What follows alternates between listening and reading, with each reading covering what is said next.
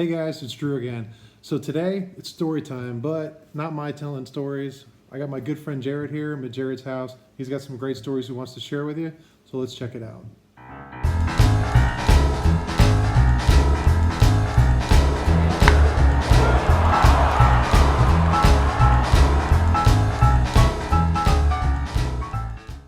So I'm here at Jared's house and visiting, and we've been trying to get together for a long time, just trying to get together to be able to share some stories. And he is willing to come on my channel and just share some of the great stories that I've heard over the years, and I wanted to share those with you guys. So I'm going to ask some questions, even though I know the answers, and just to kind of let my audience, get to know you a little bit better. So we've known each other, what, 12 years or so? Yeah, probably. And we actually met at a baseball event, and connected right away. We have tons in common that has nothing to do with baseball, but starting with baseball, but so much else with life and family and other things. So, but as you guys know, I'm going to my first national this year. I'm super excited, and Jared's going to be there.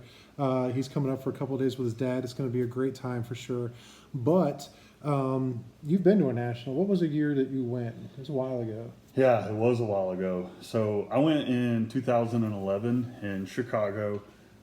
I was fortunate enough, right out of college, I got my first real job. I had real money, and I was always a big collector. And I discovered this thing called the National.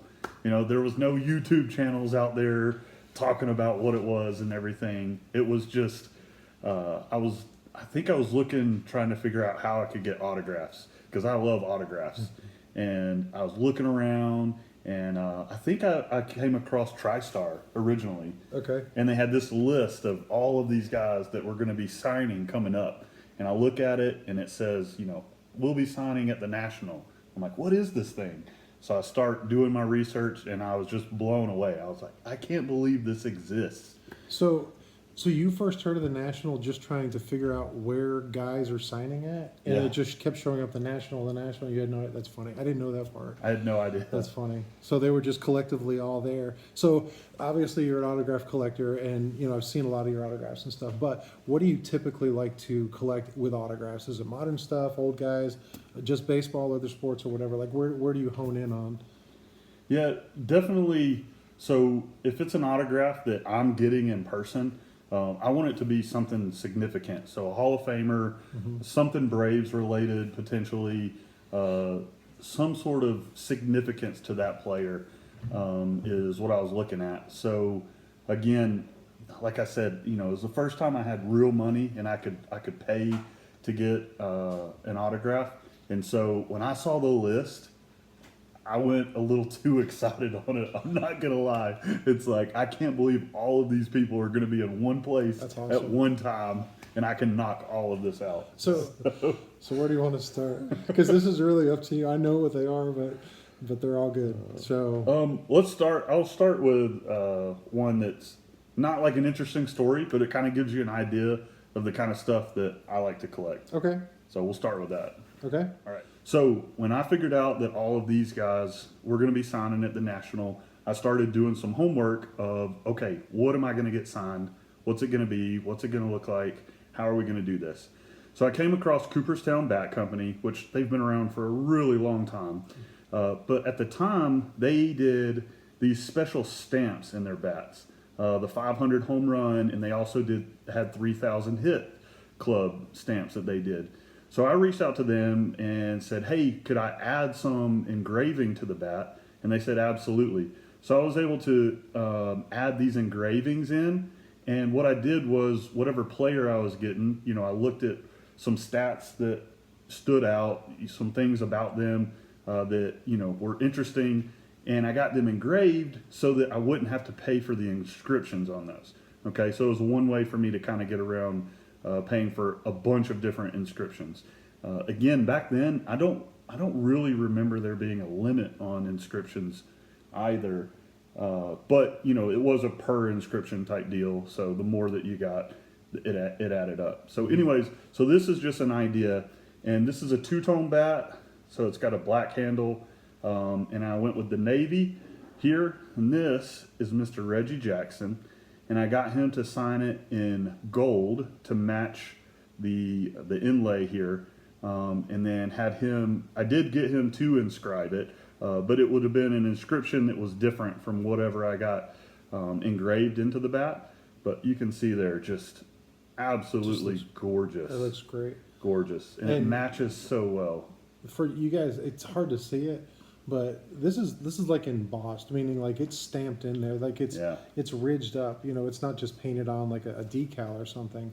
So it's super quality as far as a collector's item. And yeah, the gold match pen you did was just, it was beautiful. So I don't know if you remember this, because this, as far as I know, this is not a unique story. Mr. Jackson signed this for you and whatever. Did he react at all to this piece? Oh yeah, he grabbed it and he was like, "Man, this is beautiful." I don't remember specifically what he asked, but with each of the guys that I interacted with, they were similar items, and every single time, Yeah. they were really impressed with it. It wasn't just your run of a mill, Rawlings big stick that some guys are carrying around. Not that there's anything wrong with that by any means, but it was something different for sure.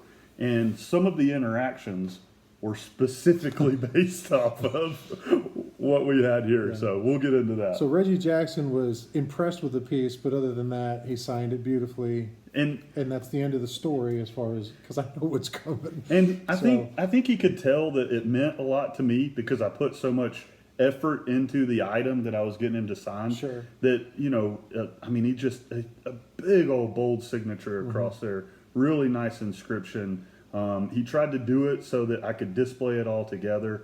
It was a really good interaction. Okay. So this one is a 3,000 hit member. I went with all natural just because the colorway on this type of player, on this specific player, they didn't really have a good color match. Plus, he was just a pure natural. Okay. And I thought just a natural finish on this fits this guy Okay. so well. I agree with that. So that was one of the reasons that I went with it. But this is one of the interactions around the item that, oh man, it's just such a great story. So this here, Mr. Tony Gwynn with his hit total on there. And it's so big. That is a beautiful It signature. is so bold. Oh my goodness. That's beautiful. So let me just jump right Yeah, into tell it. your story, because there it is. Oh man. Now let me. I will set it up a little bit. Okay. I know with Reggie Jackson, you know him and you knew who he was or whatever, but you never saw Jackson play. No, I didn't. But you did see Gwynn play, so Yeah. you had a different feel for his place in history, being that you witnessed him when you were younger, watching him play. So there's a difference, when you meet a player that is a legend but you never saw, versus he is a legend but you got to see him, and that's where you are with Gwynn. So you had a little bit, from what I remember, you had a little bit more, not apprehension, but maybe excitement in actually meeting somebody who you got to watch I was play. So I was ecstatic walking Yeah. up to the table. Let me just tell you. And then as I'm walking up, I'm carrying this thing, okay? And Tony looks over and he goes, "Oh man, what do we have here?" And he grabs the bat and he's looking at it and he's rubbing his hand up and down it. He's like, "Oh man, this thing is awesome." He's asking me, he asked me, "Who's this Cooperstown Bat Company?" And I was like, "Well, they're in Cooperstown." He's like, "Okay. And he's looking at it and he goes, "Oh no." He said, "They messed up on this, man." And I'm like, What do you mean they messed up?" And he turns it over and he goes, "I was a 16-time All-Star, not a 15-time All-Star." And I am freaking out at this point. Like, are you kidding me? And because I put so much research into what inscriptions that I want engraved into it, I spent so much time being specific. And in my mind, I'm like, how could I have missed this? Oh my gosh, I cannot believe I did this. This ruins the entire thing. And he just bust out laughing. I mean, just almost falling out of his chair. He can see the panic all over my so good. face. I can, and I saw Gwynn play live, but I never met him or anything. But I've seen plenty of interviews. But he had that laugh, that chuckle laugh, and I could just see him rocking back in his chair, holding the bat, laughing, and seeing you, knowing you personally, embarrassed yet relieved at the same time. Relieved that he Yes. was just messing with you. But Yeah. that is so funny to me. It's such a great, just funny. But even after it's all said and done, you got this amazing piece that you put time into. You had the excitement of meeting him and the story that goes with it of, you know, you got Tony Gwynn. He totally got you. Tony Gwynn got He me. got you good. And so, man. yeah. I was, So my good. heart sunk so bad. It's so funny, though. That cracks me up. Oh, it was right. great. But Tony, he absolutely loved this bat. He thought it was incredible. And you know, we conversed over it for a good little bit. And again, versus, you know, other people were coming through and he was being nice. Hey, how you doing? That kind of stuff. But this specifically, right? He stopped with me probably for another minute or two than he did everyone else. And we had our moment together. Yeah. And it was just awesome. Yeah, no, that's It was awesome. And you know, it's unfortunate he passed away so young, but Yeah. but you got the opportunity to have that, not just to have the piece, but to have the story that goes along with it. So I'll show that real close again, just like I did before. If you want to grab whatever's next. So This one here probably be pretty obvious, just from the colorway and the 3,000 hit stamp on there. And I know there's a glare, but this is Mr. Pete Rose. The red and black can't get much better than that. Yeah. Got him to sign it in a silver Sharpie. One thing I will say with the Hit King on there, I was communicating back and forth with Cooperstown Bat Company with, you know, what I want inscribed in the bats. And I remember specifically Hit King was something they would not inscribe. When I put that in my request, they emailed me back and said, hey, we can't do that. What was something else? Because originally I wanted to have Hit King engraved and have Pete Rose inscribe his hit total like I did with Tony Gwynn. I really wanted that. But since they said they wouldn't do that, I flip-flopped it and ended up with the engraving of his hit total and got him and paid for the inscription for Hit King. And again, he grabbed this bat and he was like, man, this thing is sweet. We talked about it so much. He actually inscribed what I had engraved on the bottom. I did not pay for that inscription. He was having a good time with me. We were talking about this, talking about baseball. Again, it just opened up a conversation. And he ended up just adding this inscription at the bottom, which I'm not going to argue about. no, But the interesting thing with the Pete was, so I had my wife with me when I got this one autographed. and this just for the story, you did not get this one in at the National. You got this at another location. Or Correct. something. This was in Cooperstown. Okay. So I went to the induction ceremony when all the Braves got inducted Oh, okay. that year, and Pete Rose was there. So my wife and I go in, and she's taking the picture of me with Pete, getting this signed and everything. And so I get up to leave, and, you know, thank you, Mr. Rose. I appreciate it. You know, have a good day. And he goes, hold on now. I said, you guys aren't leaving until I get a picture with that pretty little lady over there. And I'm like, do what? So the bat he's impressed with, but he's hitting on your wife basically. Yes, Oh he my is. gosh, that's so He is. good. And I tried to leave a second time. And he said, nope, I'm getting a picture with her before you get out of here. So, Bad. I don't know what I do, and of course, and we're in Jared's home, and his wife is. There's no way she'll come on camera, but you know, I know her well enough. She had to be absolutely mortified. She had to be absolutely. I could just picture her face, whoop, as red as the bat. But I'm assuming at least. But man, it's just funny because it's not their typical interaction. Like, thanks for coming by, appreciate it, sign it, and moving on. No.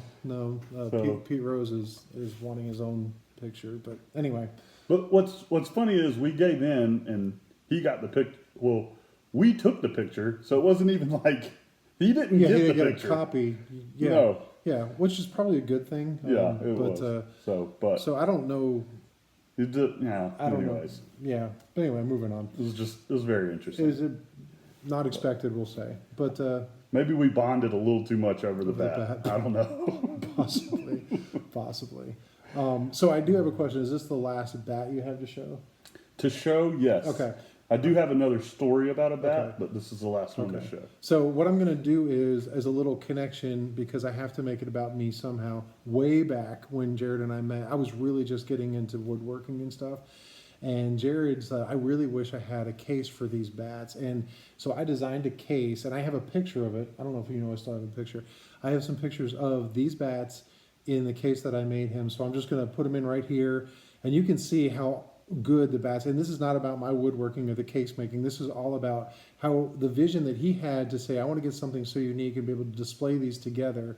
And the way the case was made is it could be hung either vertically or it could be hung horizontally. So Yeah, I wanted them to hang either this way or this way in the same case. Yeah. And Drew made it happen. yeah, but anyway, it's just really cool. So again, it's just one of those things. We go way back over a lot of stuff, and but man, stories are just connect so much. So I'm in Chicago.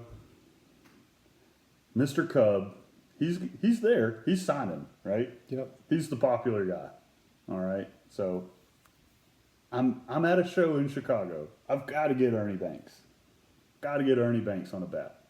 Plus he's part of the club. Okay, not this one, but you know. finally, yeah. Yeah, and so I have this beautiful light blue bat made up with white engraving on it, and I've got it prepared for Mr. Banks. And it's the same bat. Same style. Okay. Yeah, same Cooperstown. style, Okay. Cooperstown bat. And I've got it ready for Mr. Banks. And again, I walk up, I hand him the bat. He's looking at it. He's like, man, this thing is sharp. You know, I really like the way you did this. This looks awesome. And you know, yes sir, thank you very much. I put a lot of time and effort into it. You know, this means a lot to me. I'm you know, so excited to get you to sign that. Yeah, okay. And he's going to sign, all right. And right when he's about to sign, again, he's on the end. So next to him is not a black curtain, but a walkway. Okay, he's about to sign, and a Cubs fan walks by. Hey, Ernie! Whoa, I love you! Oh, hey. He leans over like this. Hey, good to see you. Thanks for coming. Goes back, rolls the bat, and just right along the back side of the bat. Literally like this. It's a beautiful signature, but And I'm standing there watching this. And maybe I should have said something. I don't know. Maybe he would have re-signed it if I would have asked, but I didn't. And he rolled my bat and signed the back of it. And so much so, again, if I would have displayed it, you would not have seen anything that was on the bat. But it was a big, beautiful, bold signature. it's funny. So I was distraught by that situation. Mm-hmm. And every time I looked at the bat, it brought me agony. And I was like, I've got to get rid of this thing.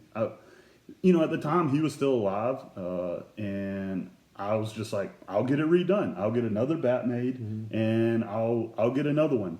So, you know, back then there was a lot of Craigslist trading going on and all that kind of stuff. So I was pretty active on all of those. So I ended up in a card shop in Marietta, Georgia, and was just looking around, and the guy had a few things that, you know, I was interested in. So I asked him if he was interested in trading, that I had a unique Ernie Banks autograph. And he was like, oh yeah, you know, let me see it. So I went out to my car, brought it back in, showed it to him. He's like, oh, this is cool. I like this. We talked about, you know, what he would give me. And then I remember I traded that, and I had 24 plain 1995 World Series balls, because that's a set that I was working on.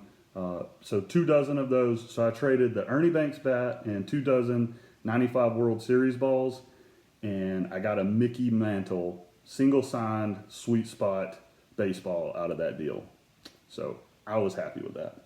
Yeah. So he actually, the ball's in a safety deposit box. Right? Yeah, it is. He couldn't get it out, so I'm going to show a picture of it here that he is sending me in the future, and so you can see the ball. But so that's the story of the Ernie Banks. It's a great story. I get it. You know, I get the excitement, the build that you had. You know, like when you're talking about the Reggie Jackson or the Tony Gwynn, but then the letdown of oh, that's not what you were envisioning. So, And Ernie would have been my third one of these bats. oh, okay. So I knew what they looked like. Mm-hmm. You know, I had the Reggie, I had the Tony Gwynn already. Ernie would have been the third one. So I knew how I wanted it to look. Yeah. And just seeing it on the backside, Yeah. I just It just broke your heart. it did. But it worked out. I mean, now you have, you've got that mantle ball, which of course, any autograph Can't go collector wrong would with want. that. So, Yeah. but yeah, kind of funny. And again, the connection that I see is that is exactly what I think of Ernie Banks' personality, where some random fan walks by and says, "I love you," and he takes the time to be like, "Hey, I love you too." Unfortunately, messes up your bat. As opposed to the Tony Gwynn, where he's this jovial, happy guy and just deadpan, straight face, just messes with you. I think that's great too. So those are the two stories. You both of them are kind of funny because people are, Gwynn is being a clown, Banks is being a nice guy, but the last story. The last story is a different emotion that came out from the player. So why don't you go ahead and get that, and then we'll show what that piece is. Story. So again, I mentioned if I'm getting autographs in person, it's got to be something super interesting to me, not just your run of the mill thing. So as I'm doing my research online, trying to find out, I'm working on this 500 home run club bat signature, 3,000 hit club bat signature. Okay, what can we do for pitchers? Let's look at the club. 300 win, that's really broad. Okay, and really with that, you're probably just going to do a baseball, some form of baseball. Okay, can we narrow that down? Turns out we can. There's a 4,000 strikeout club, and there are only 4 members, and they're all alive. I'm like, oh, buddy. That's a good one. This is going to be sweet. So I started on this project. But again, it's got to be something interesting. So what would be interesting as a pitcher? I don't know. How about a pitching rubber? So I got a pitching rubber, and I got started on my club. Here's the first signature that I got. So I'm going to slide it in so you can see. And it's under some plastic wrap to protect it until it gets it framed. But well, and it's to protect it also. This is just if you ever are getting like a bat with multi-signatures or a pitching rubber or something like that, I put this over so that the next signee, if they accidentally run a marker over it or something like that, this is going to protect it. I can just peel that off, put more on it, and it preserves the item underneath so you don't have a random slash. So there's a couple reasons for it. But anyways, Mr. Steve Carlton right here, right? The big lefty. So with each of these guys, they all were in the 300 win club. Okay, so which is an important thing. So I wanted their win total on there, and then of course I wanted the strikeout. And I got Steve Carlton first, and I'm just thinking these guys are 4,000 strikeout guys, and that's what I wanted to focus on. So got Mr. Carlton. He was the first to sign. So another thing, if you get autographs in person, a lot of times you'll want to put sticky notes or point to where you want them to sign it, so there's no ambiguity. They don't roll your bat around backwards, stuff like that. You want to try to be as specific as possible. So I had him sign on the far left of the rubber, looking at it, the far left, because he was the first one. So my next story. Let me slide it over. You want to wait? Yeah, you can go ahead and slide it over. Here we go. So the big unit, right? And first off, walking up to Randy Johnson sitting at a table, the table looks like a kid's picnic table. Like his knees are almost above the table. I mean, he's huge, right? Sure. So this big old guy is sitting here like hunched over, Get a little closer. trying, signing signatures and everything. All right. So I walk up to Mr. Johnson, and I was not specific with what I wanted. So he signs his signature, and he's like, what else do you want me to add on it? And I said, well, I want your win total, and I'm doing a 4,000 strikeout club piece. So I want 4,000 strikeout club on there. And he goes, you want me to write 4,000 strikeout club? And I was like, whoa, I kind of froze. I was like, well, what do you think that you should write on it? And he goes, not 4,000 strikeouts. you're cutting me short about 800 strikeouts, kid. Like, super mad. Like, he's like turning red, getting mad at me. And I'm like backing up, like, okay, yeah, just whatever you think. Just write down your strikeout total. And he goes, oh, and just huffs and scribbles it on there. But, So funny. he was not happy. He was thinking I was trying to take to rip him 800 off. strikeouts. That's what away you told from me. him. I think you told me. He said, "You're robbing me of 800 strikeouts that I had in my career." And again, He he's said big, those specific words He's to me. big and intimidating, and not like Tony Gwynn joking around. He was serious. And he used the word kid because I was young. I was probably 22 at the time. Yeah. He used the word kid So to put me in my place. Oh man, it's a great story, and it probably devastated you enough because you can see there is a lot of empty real estate over here for the last two. Now you know time has moved on. This has been obviously years ago since you had these two added to this, Long time. and things have changed now. Fortunately for you in this piece is the other two members, which are Nolan Ryan and Roger Clemens, are still alive, and they both actively sign. So I'm assuming you still want to complete this at some point. Yeah. So what's your thoughts and plans on how you may or may not do that? Because the whole market and everything has kind of changed. But you know, having half of a piece is kind of not what you were looking for. Yep. So just outside of baseball, life-wise, we were talking about this earlier. Mm-hmm. Since I got this signed, I've moved 7 different times, at least, maybe even more than that since I got Since these this, signed. yeah, maybe. I've moved a ton, you know, got married, had kids. A lot of has changed. Yep. I Career, I wasn't, jobs, yeah, like that. I wasn't able to focus as much on autographs and that sort of stuff. And most of my collection has sat in, you know, storage Mm-hmm. for a long time, and I've just recently been able to bring it out. So there wasn't a focus in that time frame of trying to complete it. It was always something in the back of my mind. Mm-hmm. I knew I needed to do, but with Nolan Ryan, I was like, well, this will be easy. He's got his foundation. Mm-hmm. I can just send it in and get him taken care of. Roger's the only big one that I've got to worry about.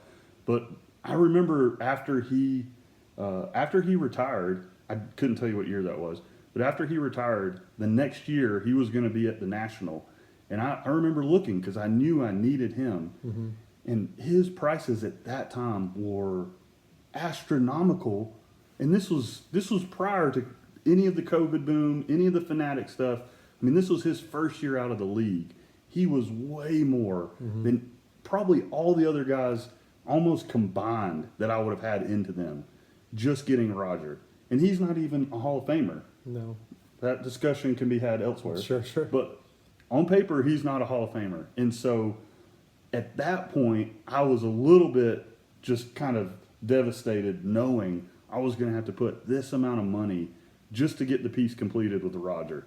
And it took the focus off not sending it in to get Nolan to make sure that I finished it. Well, wouldn't you know, in the last year, Nolan Ryan has updated his foundation rules, and he no longer accepts pitching rubbers through his foundation. So you'll have to find, So I've got to find a private signing, or if he's or public I would somewhere. love to get it done in person Sure, because I've gotten the others. But Roger Clemens is going to be at the National. He's at every National. Mm-hmm. He takes, I think he takes every signing opportunity he can pretty much, but still his prices are, Just crazy. I mean, it's going to be $500 just for him and his inscriptions to get him into this. So to get him added to this piece would be up in the 5, probably maybe even 6. I don't know. I thought it was. I mean, it's a lot, but you are considering it. Especially compared to what I was doing in Way back, 2011. yeah. Well, I mean, that was Yeah, welcome crazy to inflation. money. That's why I don't buy cards anymore. 'Cause, but you are considering it. Now I know Yeah, we've talked about it, but you are considering it. One of the days you'll be there is a day he's signing, so it is a possibility. So is. I don't know. What do you guys think? Should he do it? Should he not? I mean, it's not your money unless you want to donate to his cause. But is that a piece that he just kind of goes with and maybe changes the way it goes to other guys, other cheaper, or does he figure out how to add that much money?